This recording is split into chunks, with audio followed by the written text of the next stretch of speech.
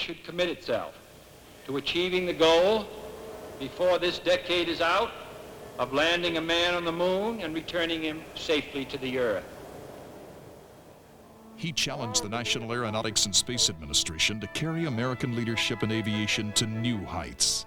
7 men were first to face these unknown limits, but each mission's fear ended in new hope and new heroes.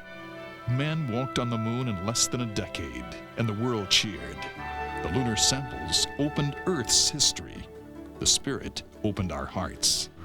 America's space program was really the world's space program, sharing technologies, inviting teamwork, and exploring further into man's existence. Medicine, science, engineering, weather tracking, the gains America has made in space save lives throughout the world.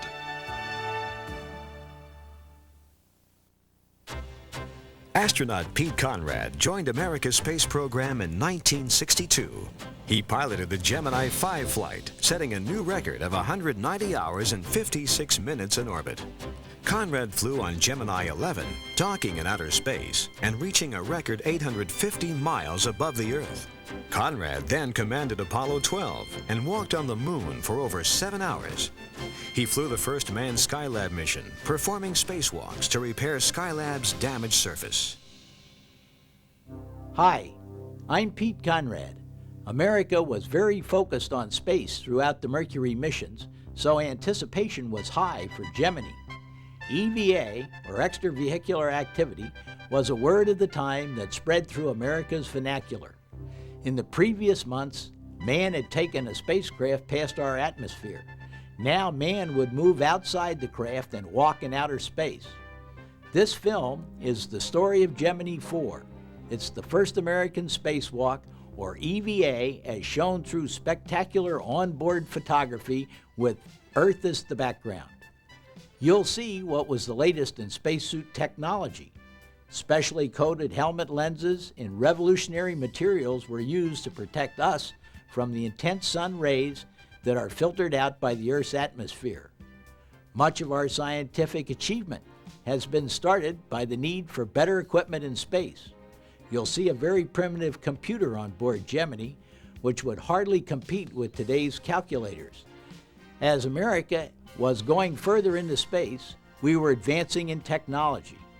Watch with me as we see the first American spacewalk and beautiful photos over North America as we experience the 4 days of Gemini 4.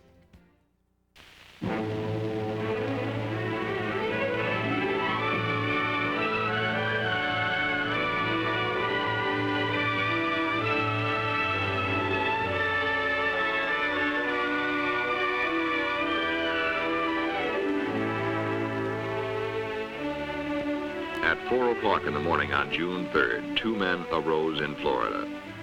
They began preparing for their day's work, as they had since June a year ago. Jim McDivitt, command pilot of Gemini 4. Ed White, pilot in the right seat. For the next few hours, they would systematically progress toward launch. The steps were now a normal routine. They had done them again and again. They had practiced flying Gemini 4 in a simulator. They had practiced emergency aborts. They had their temperature and blood pressure taken. One day in St. Louis, as part of the 1,001 things the crew did, McDivitt disassembled the locking mechanism of the spacecraft hatch. Later today, that would become important. But it was now June 3rd. A year had ended for these men. A year devoted to a single goal, flying a 4-day mission in Gemini 4.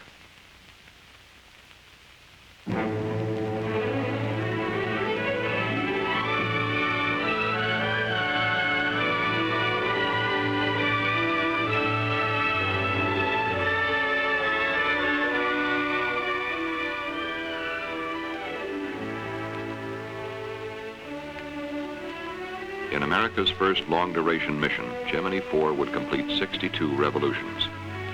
The flight plan called for the spacecraft to be inserted into orbit at 32.5 degrees north latitude at 185 statute miles in altitude over Bermuda. People were already adding a new word to their vocabularies, EVA. It stood for Extra Vehicular Activity. Some were uncertain whether you said EVA or EVA, but regardless of the pronunciation, it would become an abbreviation of our time. The flight plan called for EVA to begin on the second orbit. Somewhere over Hawaii, the pilot was to open the hatch of a depressurized cabin and stand up. Over the west coast of the United States, he would leave the spacecraft and expose himself to space. For 12 minutes, he would perform maneuvers over the United States. He would return to Gemini 4 and continue the mission as the spacecraft neared the night side of the Earth over the Atlantic. This was the flight plan. A special EVA suit and life support pack had been designed and tested by NASA engineers in the Crew Systems Division. The EVA helmet has 3 visors. The inner visor is the normal suit visor which seals in suit pressure. Over it are 2 special visors. They are detachable and need not be worn throughout the entire mission. The outer or sun visor is easily recognized from its gold coating. It reflects both visible light and infrared rays. With it attached, only 10% of the sun's visible light is admitted. Beneath the sun visor, but not visible here, is an inner protective visor made of polycarbonate plastic. The Gemini suit has layers of aluminized mylar, nylon, and felt. In combination, they protect the astronaut against temperature and space particles. Special overgloves are worn to guard against extremes of space temperature if the astronaut should grasp the spacecraft during EVA. As the astronaut leaves Gemini, he is attached by a supporting umbilical line, 25 feet long. The umbilical is actually one assembly consisting of 3 elements: a nylon tension line, electrical wiring, and an umbilical line. The nylon line or tether is shorter than the umbilical line. It takes all loads exerted during EVA and can withstand 1,000 pounds of pull. The electrical wiring enables the astronaut to maintain direct communication with his command pilot. It also records biomedical readings for ground surgeons. The umbilical line furnishes oxygen to the suit from the spacecraft's primary oxygen system. The life support pack mounted on the parachute harness contains an emergency oxygen bottle. If the umbilical line should fail, the astronaut would have enough oxygen to support him for at least 9 minutes, more than enough time for him to return to the spacecraft safely in an emergency. The pilot also carries a small maneuvering unit during EVA, the so-called space gun. Designed by NASA engineers of the Flight Crew Support Division, the gun provides a limited amount of thrust from compressed oxygen for basic maneuvering experiments. Gemini 4 is counting down on the launch pad. As the count goes into its final 2 hours, the crew arrives at pad 19. There have been no holds. The weather is good. The astronauts enter the elevator and ride it to the Erector White Room which surrounds Gemini 4. The crew enters the spacecraft. The hatches are sealed. 7:32 Eastern Standard Time. The crew is now a part of the countdown. They begin checking out the spacecraft systems. It is T-minus 100 minutes. The launch vehicle and spacecraft continue the clean count, interrupted only by a balky erector which didn't want to lower properly. That cost us some time, but presented no serious problem. At T-minus 30 minutes, the pad was cleared. Now there is just a spacecraft, launch vehicle, and 2 men on top of it. All systems are good at this time. The launch control at the Cape. T-minus 10 minutes and counting. 6 minutes before launch, the spacecraft test conductor signed off to the spacecraft with these final words: "Okay, Jim, have a good flight."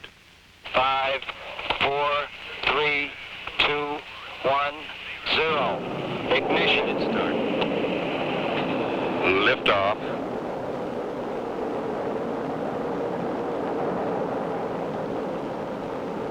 At 10:16 Eastern Standard Time, Gemini 4 was on its way. We have a roll program initiated. I know. Flight departs have started. And in sync. Roger. Roll program completed. McDivitt reports. And the pitch program has been initiated. Roger. Mark 50 seconds and we're go.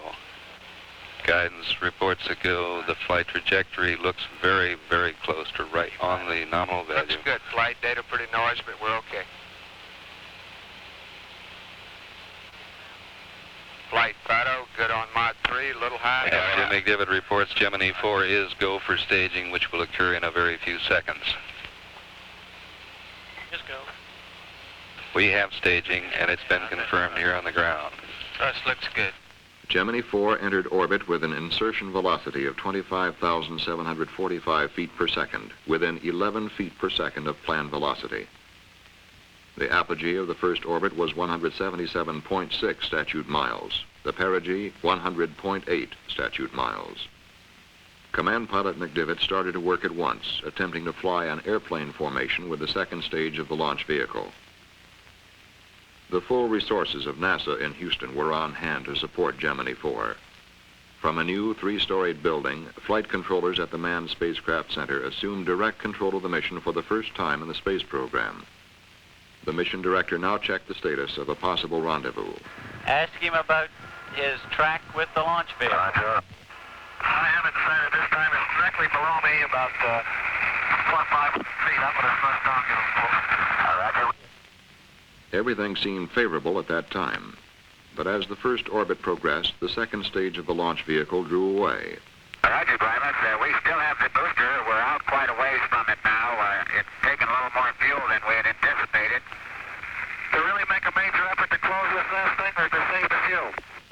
The answer was almost immediate from the mission director.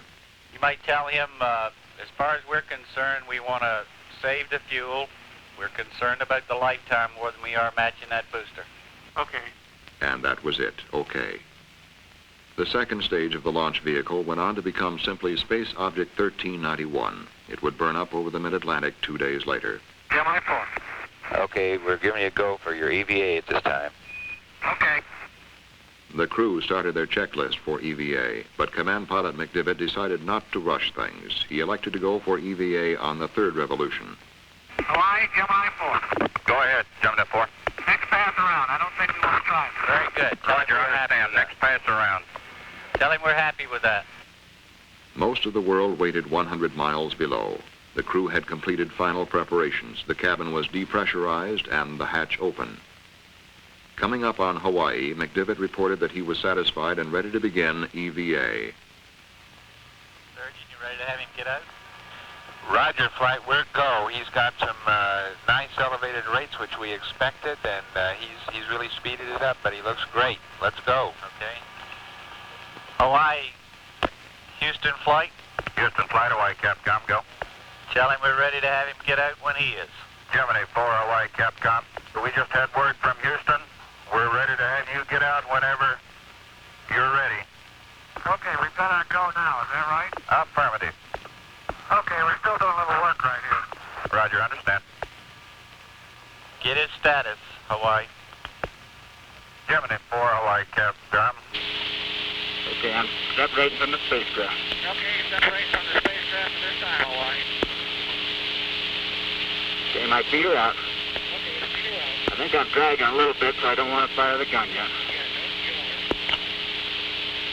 her. Okay, I'm out. Okay, he's out. He's close to free.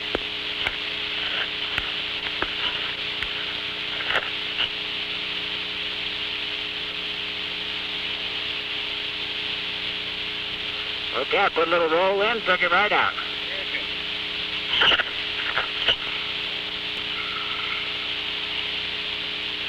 Am I in your view, Jimbo? Well, you know, I can't see it, I'm afraid. Don't sweat it. I'll come over to you.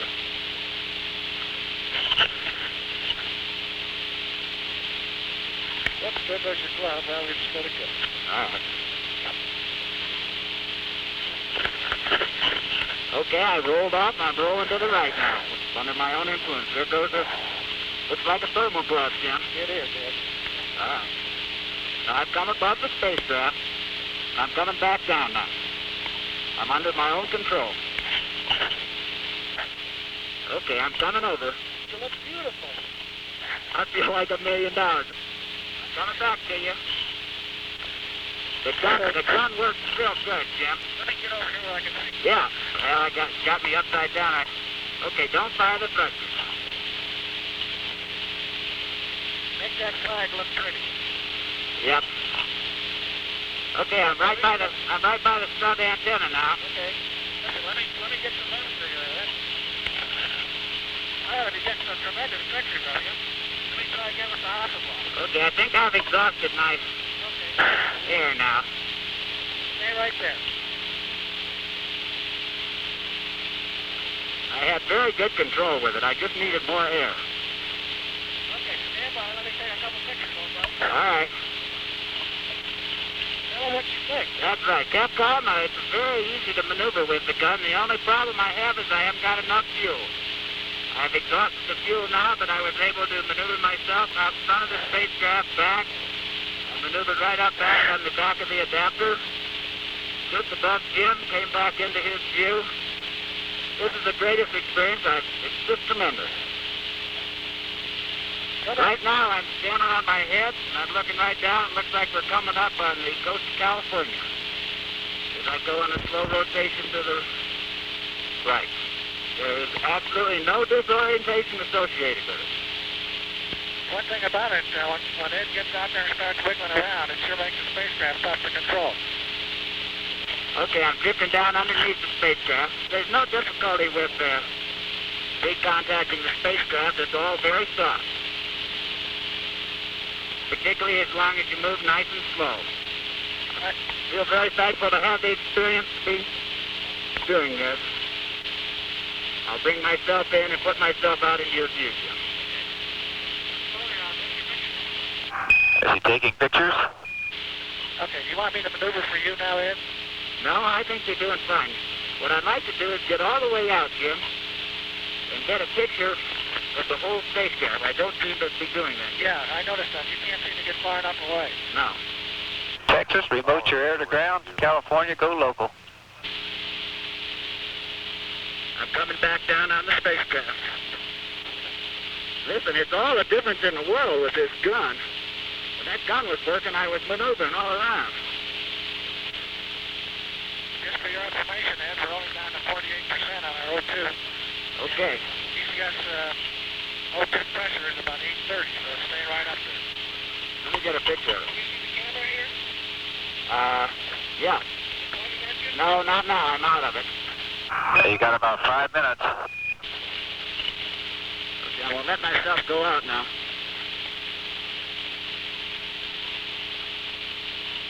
Gemini 4, Houston. Ed, the thing about the reference you were talking about looks like it's to your right. You don't even need one. Gemini 4, Houston, Capcom. Guys, this is Jim. Got any message for us? The flight director says get back in. Okay. One. Where are we over now, Jim? I don't know. We're coming over the west there, and they want you to come back in now. Back in? Back in. Roger, we've been trying to talk to you for a while here. Coming in. You got about 4 minutes till Bermuda LOS. History will record that Command Pilot McDivitt opened the hatch at 2:42 Eastern Standard Time. And a little after 3 o'clock along the eastern seaboard, Pilot White had opened up a new frontier for Americans to explore. In 21½ minutes, EVA was completed. Inside the spacecraft, the crew was faced with a problem. The hatch would not close. That day in St. Louis, when McDivitt took apart the locking mechanism, now paid off. The hatch finally closed. The cabin was repressurized and the mission settled back into its 4-day cycle. The crew was busy stowing the extra equipment. What do you say, Gus? He said he's busy and he'd rather not talk to us. Roger. America settled back into its daily routine. TV and radio returned to their regular programs. News reporters and editors concentrated on other stories. Like their earthbound counterparts, the crew settled down to working, eating, sleeping. But most of us have not flown in orbit. It might seem that 2 men in space for 4 days have considerable time hanging over them. What is it like? Your basic job is that of a space test pilot. And like all test pilots, you must follow a careful routine. Each spacecraft system must be checked out on a planned schedule. You verify your readings with ground control. It goes like this. Roger, give me the status. Give me the battery readouts, please. Roger, stand by, they're coming. Gemini 4, you can turn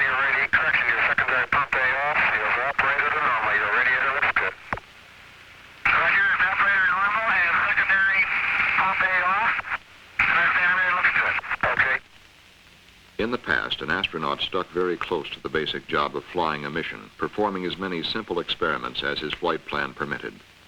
But the 4 days of Gemini 4 gave Command Pilot McDivitt an opportunity to live in space and plan work on a scale impossible before. His flight plan included 11 onboard experiments. For convenience, they may be roughly divided into medical, measurement, and photographic categories.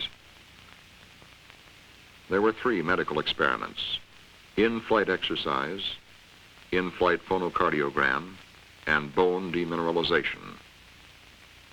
The 5 measurement experiments included measurement of radiation, spacecraft exterior, radiation, spacecraft interior, measurement of the electrostatic charge accumulated on the spacecraft exterior, measurement of the direction and amplitude of the Earth's magnetic field, sextant-type measurements for navigation study. And finally, there were 3 photographic experiments: synoptic weather photography, synoptic terrain photography, Earth limb photography. All 11 experiments are important in increasing our knowledge of how man will live and work in space, but the photographic experiments are visually more interesting to us. As Gemini 4 swept over Africa, it looked down on the ancient Nile Delta from approximately 120 miles in space. In a single photograph, it caught a view that includes portions of 7 countries in which some 25 million people live. Experts identify Alexandria dead center screen at the bottom of the frame. This is Port Said, entrance to the Suez. Tel Aviv and the Dead Sea, with their long historical associations, are left screen. And to the right, almost parallel, lie the Red Sea and the Gulf of Suez. The Earth's limb, or boundary layer of red and blue above the atmosphere, was the subject of another experiment. Reduced to a gray scale by filters, these photographs will be studied with a microdensitometer to determine the excess elevation of the blue limb above the red as an aid in space navigation. The experiments were conducted throughout the entire mission, and all were completed. On the second day, as Gemini 4 came within range of Hawaii, it set a new American space record. Everyone was pretty casual. I also would like to congratulate the new American space flight record. Congratulations. Roger, we got 5 more to go. People went to work and returned home. In many parts of the country, it was already summer. With the weekend coming up, the cars were heading for the beach. The mission of Gemini, to live and work in space for 4 days, went on. Food has been planned as a working man's ration. 4 meals a day, 2,600 calories. Laid out on a table, it looks a little different from a regular meal. Plastic packages with bite-sized meals or freeze-dried food to be reconstituted with water. But it was good, solid, everyday fare. Meat, salmon, chocolate pudding, chicken, potato soup. After the first day, the astronauts ate the prescribed 4 meals a day. They would come down with only a portion of the last meal left.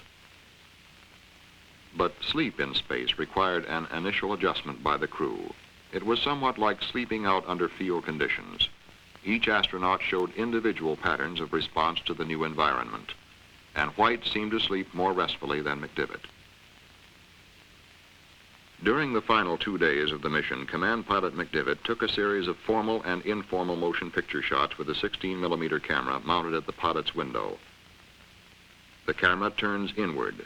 For a brief moment, we are able to ride tourist class with Gemini 4, watching the crew at work. We catch a glimpse of a space sunrise, flaring in brilliant color over the Earth's horizon. Using the same camera, McDivitt photographed ground objects, including this small island in the Gulf of Mexico off the Texas coast. On another occasion, he photographed approaches to Yuma, Arizona. The detail seen here shows great promise for scientific exploration of the Earth, heretofore impossible. Using this technique, we could chart the major currents of the ocean, study weather patterns, and map the geology of the Earth. Shortly after the new shift came into mission control on the 4th day, the first spacecraft problem arose. The computer did not function.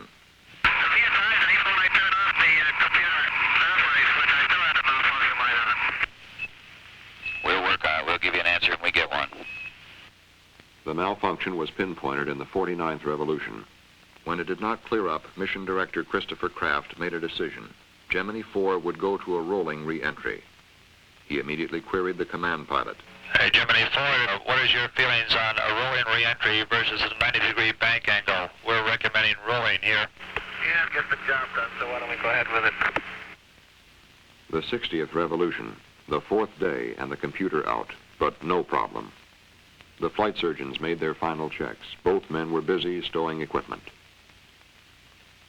Now it was the 62nd revolution, coming up on Hawaii. The orbital attitude and maneuver thrusters were fired to assure orbital decay and re-entry if the retrograde rockets did not fire. Now television and radio were back again. A nation paused on a Monday morning, waiting to fly in with the crew of Gemini 4. Give him an 8-minute mark to retrofire. Gemini 4, Hawaii, stand by for an 8-minute mark to retrofire. 2, 1, mark. Mark. Gemini 4 would fly the same type of re-entry as Gemini 2, an earlier unmanned flight. We will illustrate the re-entry of McDivitt with film from that flight.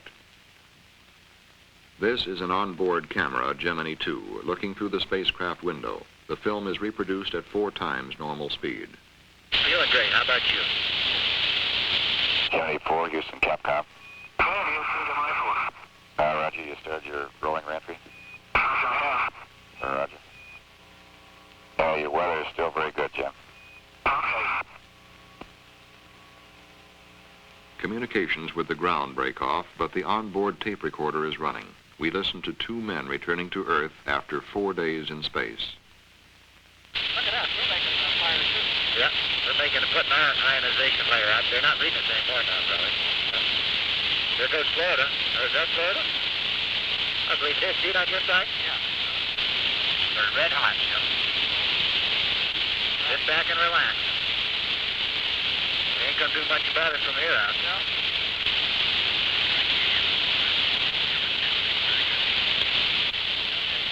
Get ready for the Jeep, Lance.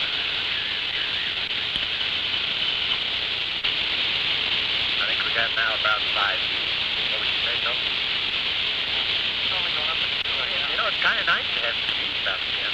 Yeah, it is. It's making me dizzy going around in circles. Look at the paint coming out my window. Roger, Kickapoo. We're just about ready to put the parachute out. Stand by. Okay, parachute's coming.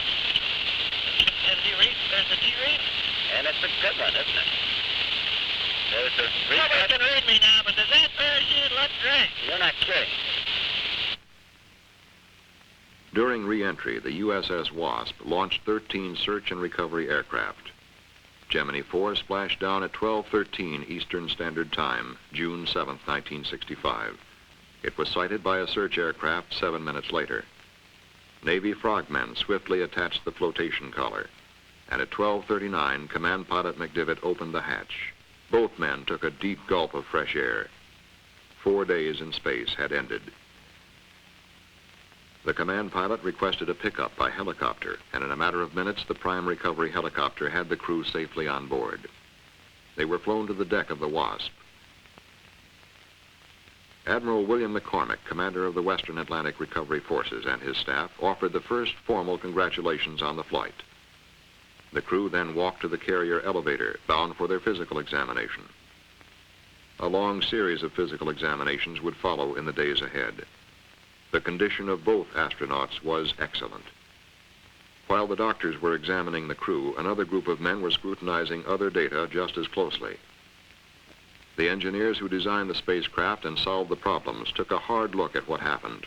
They analyzed miles of coded tape which spell out each detail of the mission. The results were more than a demonstration of man's ability to go into space and return. Gemini 4 was a major advance in manned spaceflight operations, the first time 2 men had spent 4 days in space. The crew, eating, working, sleeping in space, demonstrated that man can perform a number of functions in the exploration of space in a properly controlled environment and suffer no significant ill effect from extended spaceflight. Colonel White demonstrated that an extravehicular astronaut could travel in a precise manner from point to point. For the first time during an extravehicular activity, the spacecraft was flown with steady control by its command pilot. Colonel McDivitt also performed re-entry under manual control, further evidence that man can circumvent problems which arise by carrying out a primary operation in a straightforward manner. Gemini 4 was an encouraging landmark in relation to the future objectives of both the Gemini and Apollo programs.